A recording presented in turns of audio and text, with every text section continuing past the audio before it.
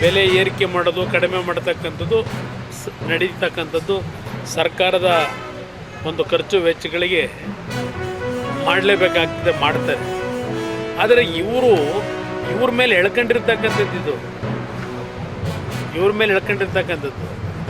ಇವತ್ತು KEB ಏನಾಗುತ್ತೆ ನೋಡೋಣ, ಪವರ್ ಸೆಕ್ಟರ್ನಲ್ಲಿ ಮುಂದೆ ಏನಾಗುತ್ತೆ ನೋಡೋಣಂತೆ. ಇದೇನು ಯಾರಿಗೂ ಏನು ಅಚ್ಚರಿ ತರ್ತಕ್ಕಂಥ ವಿಷಯ ಅಲ್ಲ ನನ್ನ ಅಭಿಪ್ರಾಯದಲ್ಲಿ. ಸಾರ್ವಜನಿಕರು ಸಹ ಇದನ್ನೊಂದು 2-3 ದಿವಸದಲ್ಲಿ ಮರೀತಾರೆ, ಒಂದು 2 ದಿವಸ ಆಕ್ರೋಶ ವ್ಯಕ್ತಪಡಿಸ್ತಾರೆ ಅಷ್ಟೇ. ಏಕೆಂದರೆ ಇಂದಿನ ಹಲವಾರು ಸಂದರ್ಭದಲ್ಲಿ ನೋಡಿದ್ದೀವಿ.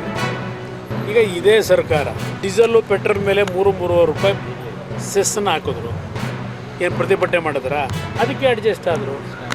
ಸ್ಟ್ಯಾಂಪ್ ಡ್ಯೂಟಿ, ಗೈಡೆನ್ಸ್ ವ್ಯಾಲ್ಯೂ, ಇನ್ನು ಮದ್ಯದ ದರ, ಈಗಲೇ ಹೇಳ್ತಾ ಇದ್ದಾರೆ ನೀರಿನ ದರವು ಬಹುಶಃ 1000 ಲೀಟ್ರಿಗೆ 50 ರೂಪಾಯಿನ ಖರ್ಚಾಯ್ತಿದೆ. ಕಾರಣ ಕೊಟ್ಟವರಲ್ಲ ನಿನ್ನೆ ಮೊನ್ನೆ ಪಿರಲ್ಲ ನಿಮಗೆಲ್ಲ ಡೀಟೇಲು. ನೀರಿನ ದರದ್ದು ಏನಾಗುತ್ತೆ, ಹಾಲಿನ ದರ ಏನಾಗ್ಬೋದು, ಇದಕ್ಕೆಲ್ಲ ನೀವು ಹೊಸ ವರ್ಷದಲ್ಲಿ ನಾಡಿನ ಜನತೆ ತಯಾರಾಗಿ ಅಂತಕ್ಕಂಥದ್ದನ್ನು ಸರ್ಕಾರ ಈಗಾಗಲೇ ಸಂದೇಶ ಕೊಡ್ತಾ ಇದ್ದಾರೆ. ಟೀಕೆ ಮಾಡಿ ಏನು ಮಾಡೋದು? ಕೇಳೋಕ್ಕೆ ಯಾರಿಗೆ ಹೇಳ್ತೀವಿ? ರಾಜ್ಯದಲ್ಲಂತೂ ಸರ್ಕಾರ ಅಂತೂ ಇಲ್ಲ ಅಲ್ವಾ? ಸರ್ಕಾರ ಇದೆ ಅಂತ ನಿಮ್ಗೇನಾದ್ರು ಅನಿಸುತ್ತಾ? ಸ್ವೇಚ್ಛಾಚಾರವಾಗಿ ನಡೀತಾ ಇದೆ. ಹೇಳೋರು ಕೇಳೋರು ಯಾರೂ ಇಲ್ಲ. ಜನಗಳ ಕಷ್ಟ ಸುಖ ಯಾರು ಕೇಳ್ತಾರೆ? ಇವರು ಅದ್ರ ಅವಶ್ಯಕತೆಯೂ ಇಲ್ವಲ್ಲ ಇಲ್ಲಿ.